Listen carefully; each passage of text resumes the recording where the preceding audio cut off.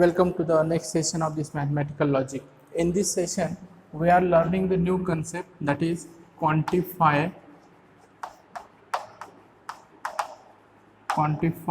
and quantified statement. खूप important आहे सीईटीच्या end point of view. तर कन्सेप्ट समजून घ्या. आता ज्यावेळेस तुम्ही पाहताय की क्वांटिफाईड आणि क्वांटिफाईड स्टेटमेंट, तर तुम्हाला काहीतरी नवीन वाटेल की क्वांटिफाईड म्हणजे काय, क्वांटिफाईड स्टेटमेंट म्हणजे काय. हा शब्द काय नवीन आला, आत्तापर्यंत आपण कधी इंग्लिशमध्ये शब्द पाहिला नाही. परंतु आपण ही जी लँग्वेज स्टडी करतो ही मॅथमॅटिकल लँग्वेज आहे आणि मॅथमॅटिकल लँग्वेजमध्ये ज्यावेळेस तुम्ही सेशन हा कॉन्सन्ट्रेशन देऊन पाहताय, पूर्ण पाहताय, शेवटपर्यंत पाहताय, नक्कीच तुम्हाला कॉन्फिडन्स येईल की याच्यावरचे आपल्याला प्रॉब्लेम कशा प्रकारे सॉल्व्ह करायचे. तर पहिल्यांदा तुमच्या समोर जर पाहिलं तर दोन प्रकारचे स्टेटमेंट दिसत आहेत. एक आहे P, there exist and even prime number in the set of natural number, आणि दुसरं आहे Q, all natural numbers are the positive. आता पहा या ठिकाणी क्वांटिफायर म्हटलं की क्वांटिफायर हा काय करतो, quantifier it is the condition for some object, condition for some object and all objects in collection. हे वर्ड इम्पॉर्टंट आहे. कंडिशन फॉर सम ऑब्जेक्ट म्हणजे काही ऑब्जेक्टला तो कंडिशन करतो आणि ऑल ऑब्जेक्ट कलेक्शनमध्ये, म्हणजे ज्या वेळेस तुम्ही इथं क्वांटिफायर घेत आहे तुम्हाला दोन वर्ड इम्पॉर्टंट देत आहेत. एक आहे कंडिशन आणि दुसरं आहे कलेक्शन. म्हणजे कंडिशन आणि कलेक्शन हे प्रत्येक स्टेटमेंटमध्ये असेल. आता जर एक्झाम्पल पाहिलं आपण, there exist and even prime number in the set of natural number, तर इथं कलेक्शन काय झालं, कलेक्शन होईल काय, सेट ऑफ नॅचरल नंबर आणि कंडिशन काय, it is the prime number. तर ही झाली तुमची कंडिशन. असंच तुम्ही दुसऱ्या स्टेटमेंटमध्ये पण कंडिशन काय आणि कलेक्शन काय हे फाइंड करू शकता. म्हणजेच क्वांटिफायर स्टेटमेंट ज्यावेळेस येईल त्यावेळेस क्वांटिफायर स्टेटमेंट तुम्हाला कलेक्शन पण येते आणि कंडिशन पण येणार आहे आणि ते तुम्हाला आयडेंटिफाय करायचे. आता मी परत आणखीन एक कन्सेप्ट असा घेतोय, इथपर्यंत समजला असेल. क्वांटिफायरचा संबंध आला आपल्याला की आपल्याला इथं काय येणार, कंडिशन पण येणार आहे आणि कलेक्शन पण येणार आहे. आता तुम्हाला सेकंड कंडिशन, तुम्ही कंडिशन काय आहे आणि कलेक्शन काय आहे हे आयडेंटिफाय करून मला या ठिकाणी सांगून द्या. त्यानंतर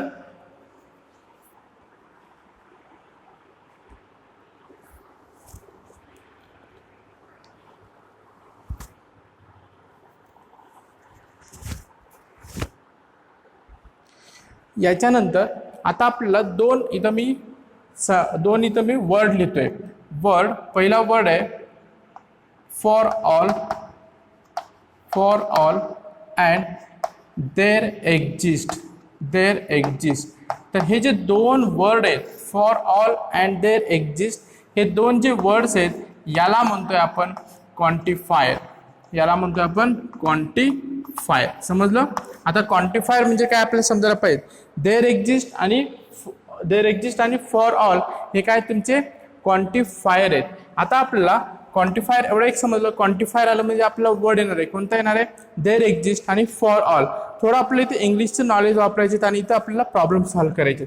आता जर पाहिलं मी क्वांटिफायर, आता क्वांटिफायर तर तुम्हाला समजलं. क्वांटिफायर म्हणजे काय, देर एक्झिस्ट आणि फॉर ऑल हे दोन तुमचे क्वांटिफायर आहेत. तर क्वांटिफायरचे आपल्याला दोन टाईप इथं घेता येतील. पहिला टाईप आहे फॉर ऑल अँड दुसरा आहे there exist. For all and there exist. For all म्हटलं याला म्हणतोय आपण युनिव्हर्सल क्वांटिफायर. समजून घ्या, universal quantifier. And there exist it is the existential quantifier. Getting. आता जर पाहिलं युनिव्हर्सल क्वांटिफायर आणि दुसरा एक्झिस्टेन्शियल क्वांटिफायर. युनिव्हर्सल क्वांटिफायर हा जो डिनोट करतोय, यू दिसतो, यू आपला यूच्या जागी इथं ए काढा आणि याला उलटा करा. म्हणजे उलटा जर ए केला तर it is denoted by universal existential, आणि एक्झिस्टेन्शियल ई आहे त्याला उलटा ई करायचा, म्हणजे हा काय झाला एक्झिस्टेन्शियल क्वांटिफायर. समजलं. आता जर पाहिलं क्वांटिफायरचे दोन टाइप्स आहेत. एक आहे for all there exist. For all म्हणजेच युनिव्हर्सल, देअर एक्झिस्ट म्हणजेच एक्झिस्टेन्शियल. युनिव्हर्सल आपण डिनोट करतोय उलटा एनी आणि एक्झिस्टेन्शियल डिनोट करतोय आपण उलटा ईनी. आता या ठिकाणी आपल्याला इथपर्यंत समजलं की क्वांटिफायर म्हणजे काय. क्वांटिफायरचे दोन टाइप्स आहेत, आणि द क्वांटिफायर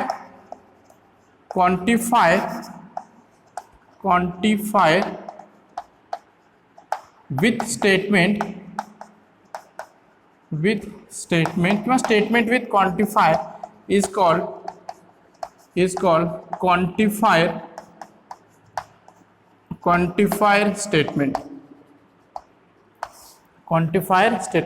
आपण स्टेटमेंट विथ क्वांटिफायर करूयात, म्हणजे मीनिंग प्रॉपरली लागेल. A statement with quantifier. Quantifier कोणते असतील? Universal quantifier, existential quantifier. Universal quantifier, existential quantifier. Universal क्वांटिफायरला आपण उलटा ए करतोय, एक्झिस्टेन्शियल क्वांटिफायरला आपण उलटा ई करतोय. तर हा एक इंट्रोडक्टरी पार्ट आहे, लक्षात ठेवा व्यवस्थित प्रॉपर. आता याच्यावरचे आपण प्रॉब्लेम घेणार आहे. सोपं आहे, खूप सोपं आहे. आणि त्यानंतर आपण आणखीन एक कन्सेप्ट पाहूयात.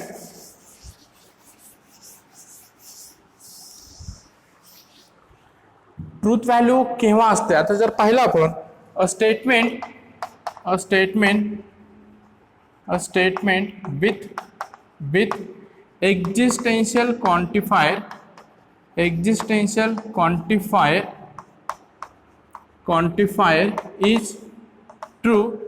is true if existential म्हणजेच at least one of object in collection is true and is false if all objects are false. Getting.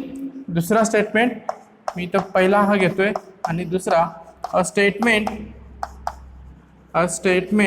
With universal quantifier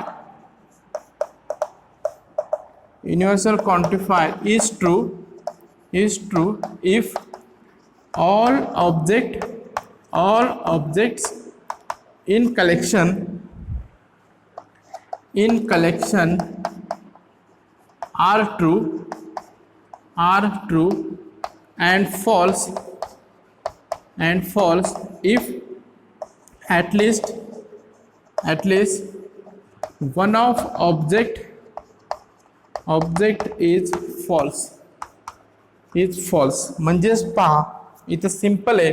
याचाच अर्थ काय होतो पहा. अ statement with existential quantifier is true if at least one of the object in a collection is true and false if all the objects are false. A statement with a universal quantifier is true if all the objects in the collection are true and false if at least one of the object is false. याचाच अर्थ काय. आता मी statement with existential म्हणतोय, म्हणजे जर मी existential म्हणजे हा घेतला उलटा ई हा काय असेल. उलटा ई ट्रू असेल किंवा at least one condition is true, आणि फॉल्स हा काय असेल ऑल आर फॉल्स. म्हणजेच एक जरी कंडिशन तुमची ट्रू निघाली तर हा काय असेल ट्रू, आणि उलटा ए म्हणजेच त्याला म्हणतोय आपण युनिव्हर्सल. याला म्हणतोय all objects are true then that implies it is true and false at least one of the object is false. तर हा एक डिफरन्स आहे, आणि हा डिफरन्स तुम्हाला समजला असेल प्रॉपरली. एक्झिस्टेन्शियल म्हटलं की एक्झिस्टेन्शियलला एक जरी कंडिशन ट्रू झाली तर तिची व्हॅल्यू ट्रू असेल, आणि युनिव्हर्सलला सगळ्या ऑब्जेक्टची व्हॅल्यू काय असायला पाहिजे ट्रू असायला पाहिजे. तर एक प्रॉब्लेम घेऊयात, म्हणजे तुम्हाला नक्कीच समजून घेईल हा कन्सेप्ट काय असेल ते. तर नोट डाऊन करून घ्या.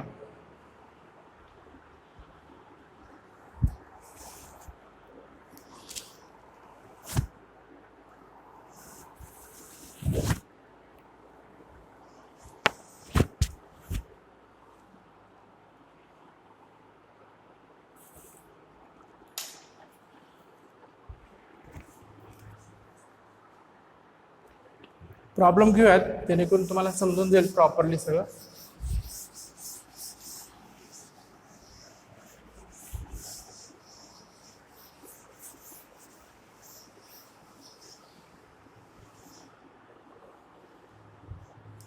if a equal to 1 2 3 4 5 6 7 determine truth value of following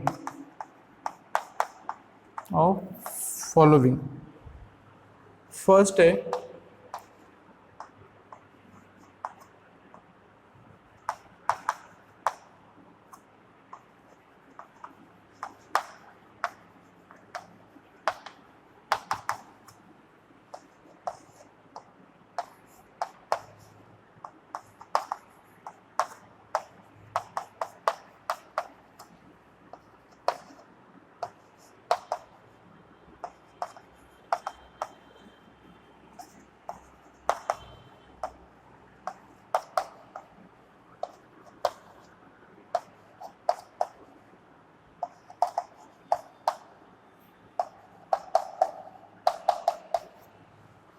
तर पाहूयात आपण त्याच्या ट्रूथ व्हॅल्यू आणि फॉल्स व्हॅल्यू कसे येतील.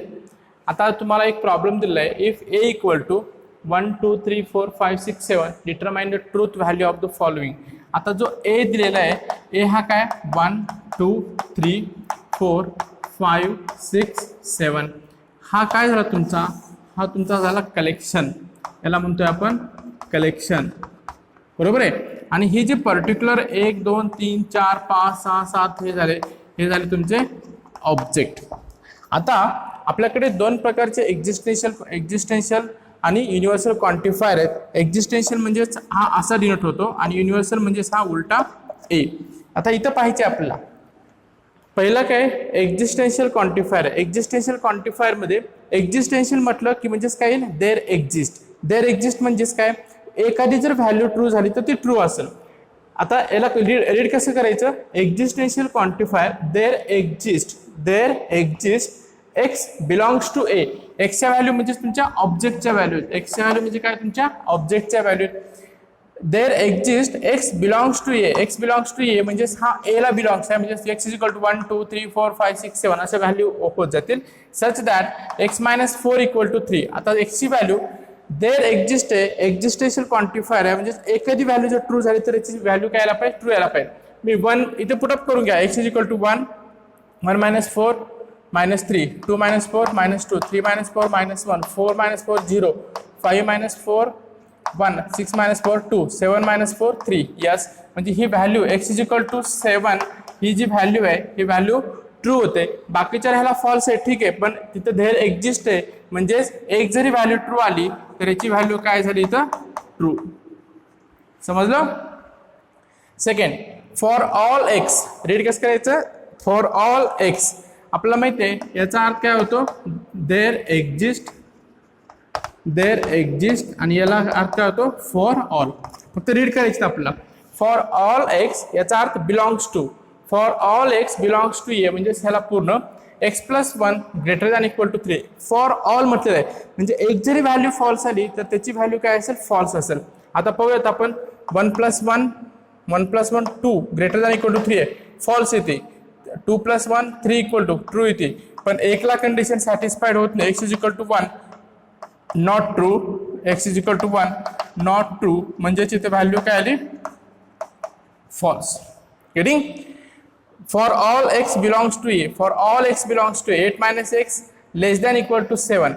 8 minus 1. इथे व्हॅल्यू पुट अप करून घ्या. x is equal to 1.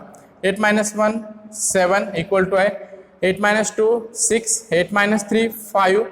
8 minus 4 4. 8 minus 5 3. 8 minus 6 2. 8 minus 7 1. Yes. म्हणजे प्रत्येकाला फॉर ऑल आहे म्हणजे त्याची व्हॅल्यू काय झाली, ट्रू.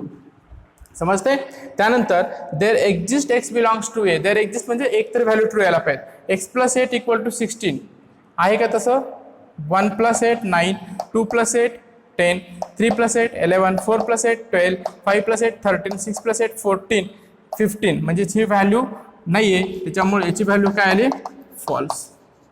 समजलं. तर अशा प्रकारे आपल्याला प्रॉब्लेम सॉल्व्ह करायचे. सोपं आहे खूप. एकदा प्रॉपरली पाहून घ्या आणि समजून घ्या. त्याच्यानंतर आपण दुसरा एक प्रॉब्लेम घेऊयात.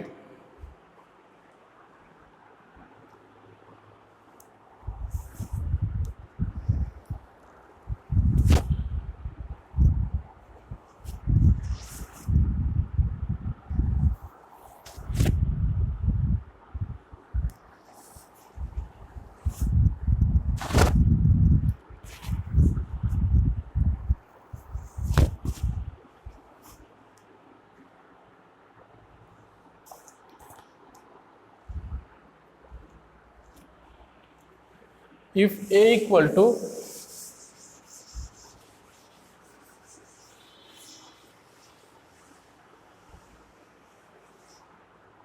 प्रत्येकाला समजत असेल असे अपेक्षा करतोय. कमेंट्स बॉक्स मध्ये कमेंट लिहित जा.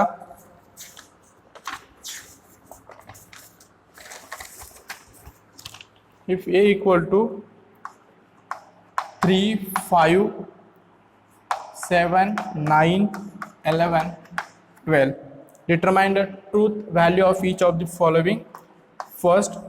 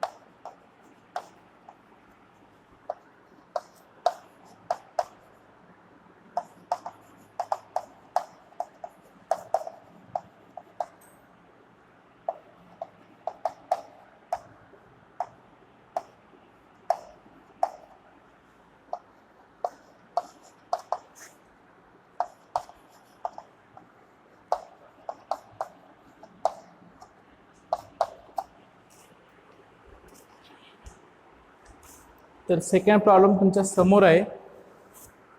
थोडा आता डोकं लावू शकता तुम्ही कशा पद्धतीने सॉल्व्ह करायचे. ए दिलेलं आहे म्हणजे लगेच डोक्यात यायला पाहिजे आपला. ए काय आपला 3, 5, 7, 9, 11, 12. हा तुमचा झाला ऑब्जेक्ट. हा झाला तुमचा collection, not object, it is collection. आणि हे पूर्ण तुमचे काय झाले ऑब्जेक्ट. म्हणजेच ही व्हॅल्यू कशाची झाली एक्स ची व्हॅल्यू झाली. बरोबर आहे. आता जर पाहिलं आपण if A is equal to 3, 5, 7, 9, 11, 12. पहिला पाहता देर एक्झिस्ट म्हणजे उलटा ई आला देर एक्झिस्ट आणि तो एक्झिस्टेन्शियल क्वांटिफायर आहे. लगेच घ्यायचं. एक जर व्हॅल्यू ट्रू आली तर त्याची व्हॅल्यू ट्रू येणार आहे. X minus 8 equal to 1. Value put up करून घ्या. एक्स मायनस 8, 3 मायनस 8 नाही, 5 मायनस 8 नाही, 7 मायनस 8 नाही, 9 मायनस 8 यस 1. म्हणजेच एक्स इज इक्वल टू 9 ला व्हॅल्यू काय ट्रू आहे. त्याच्यामुळे याची जी व्हॅल्यू येईल हे काय येईल ट्रूथ व्हॅल्यू काय येईल ट्रू येईल. फॉर ऑल एक्स उलटा ए आहे म्हणजे काय for all x belongs to A x square plus x is even. Check करूयात. 3 स्क्वेअर 9 प्लस 3 12, 25 प्लस 5 30, 30 इवन आहे. 49 plus 7 56 even. 81 plus 9 90, 121 plus 11 132, 144 plus 12 6. म्हणजे प्रत्येकाला इथं इव्हन नंबर येतो म्हणजे हा काय इथं true. There exist x belongs to A such that x square is greater than 0. Obviously all values are less than 0. Don't take is greater than, it is less than 0. मायनसचा पण तो positive येईल, प्लसचा पण तो पॉझिटिव्ह येणार आहे. पण इथं लेस दॅन 0 म्हटलंय म्हणजे व्हॅल्यू काय इथं फॉल्स. एक पण व्हॅल्यू अशी येणार नाहीये. For all x belongs to A x is even number. X is even number आहे का 3, 5, 7 इव्हन नंबर नाहीये. त्याच्यामुळे याची पण व्हॅल्यू काय येईल false. For there exist x belongs to A such that 3x plus 8 greater than 40. पाहूयात. X is equal to 3 into 9, 9 plus 8 9 + 8 17 greater than म्हटलेलं आहे 40. पण इथं देर एक्झिस्ट म्हटलं आहे, एक तर व्हॅल्यू आहे. 9 + 27 27 + 8 नाही, 11 + 33 11 33 + 8 41 आणि यस आहे, म्हणजे x इज इक्वल टू 11 आणि 12 ला तुमची कंडिशन आणि देर एक्झिस्ट म्हटलेलं आहे. फक्त आपल्याला एक व्हॅल्यू पाहिजे, म्हणजे याची व्हॅल्यू काय झाली, ट्रू. त्याच्यानंतर for all x belongs to A 2x + 9 greater than 14. For all म्हटलेलं आहे. 2 × 3 6 6 + 9 15 5 यस ऑब्विसली बाकी सगळे नंबर मोठे आहेत, त्याच्यामुळं इट इज ट्रू. समजलं. म्हणजे ज्यावेळेस तुम्हाला उलटा ए येईल त्याला म्हणतो आपण universal existential. Universal existential universal quantifier आणि इथं उलटा ई म्हणजे हा असेल एक्झिस्टेन्शियल क्वांटिफायर. हा एक्झिस्टेन्शियल क्वांटिफायर याला म्हणतोय आपण फॉर ऑल आणि याला म्हणतोय आपण देर एक्झिस्ट. तर हा एक सिंपल कन्सेप्ट आहे, बाकी काही नाही आहे. आणि मला वाटते की तुम्हाला प्रॉपरली समजलं असेल. कमेंट्स करा, कारण तुमच्या आणि माझ्यामध्ये एकच साधन आहे कमेंट्स, इंटरनेट बॉन्डिंग. ते तुम्हाला स्ट्रॉंग करायचे. जोपर्यंत तुम्ही एकमेकाशी कम्युनिकेट करत नाही आपण, तोपर्यंत आपलं बॉन्डिंग राहणार नाही आणि हा जो दुरावा आहे तो दुरावा तसाच राहील. त्यासाठी प्रत्येक गोष्टीला कमेंट्स करा, जेणेकरून मला अपडेट होईल की तुम्हाला प्रत्येकाला समजलं आहे. तर समजलं असेल तर कमेंट्स करा, येस आय अंडरस्टूड प्रॉपरली. नसेल समजलं, कुठं काय डाऊट आहे तर तो लगेच विचारून घ्या, जेणेकरून तुम्हाला क्लिअर डाऊट करता येतील. तर हा एक कन्सेप्ट खूप महत्त्वाचा आहे, क्वांटिफायर आणि क्वांटिफाईड स्टेटमेंट. सीईटीच्या दृष्टीनं very very important.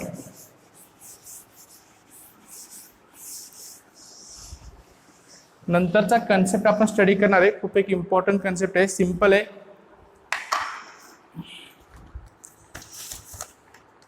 Dual.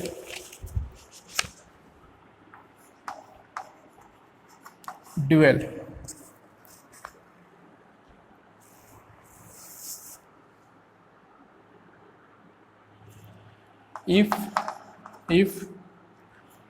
two statement contain logical connectives and TC, then they are said to be dual.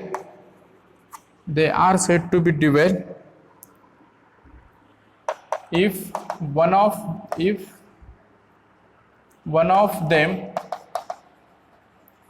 them is obtained by interchanging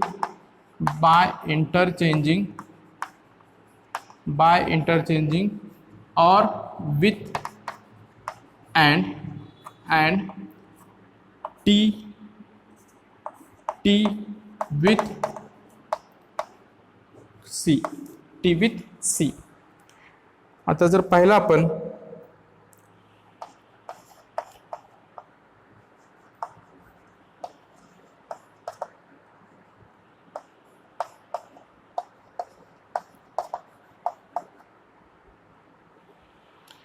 आता लक्षात घ्या ड्युएल म्हणजे काय. ड्युएल म्हणजे काय लक्षात घ्या प्रॉपरली.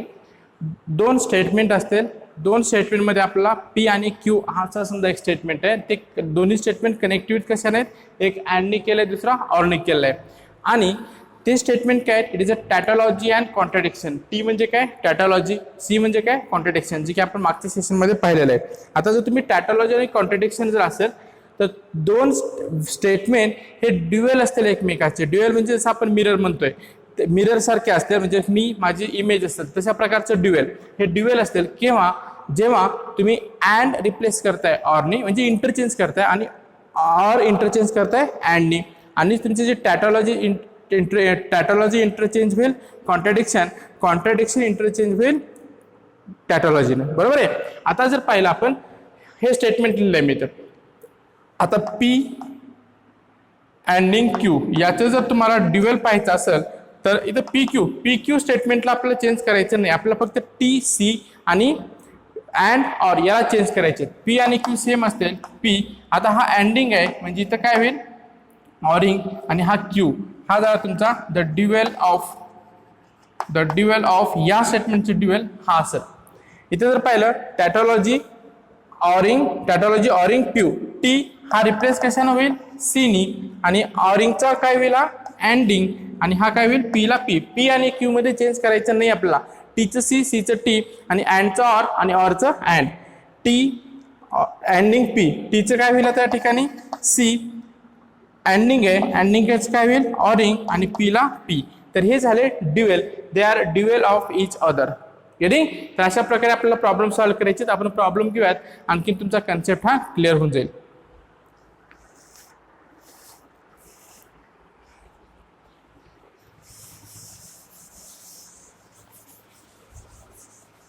आपल्याला नवीन काहीच करायचं नाहीये. ड्युएल म्हटलं की काय करायचे हा अँडिंग इंटरचेंज होईल ऑरिंग आणि टी टॅटॉलॉजी इंटरचेंजिंग विथ कॉन्ट्राडिक्शन एवढंच करायचे. पी आणि क्यू मध्ये काही चेंज करायचा नाहीये.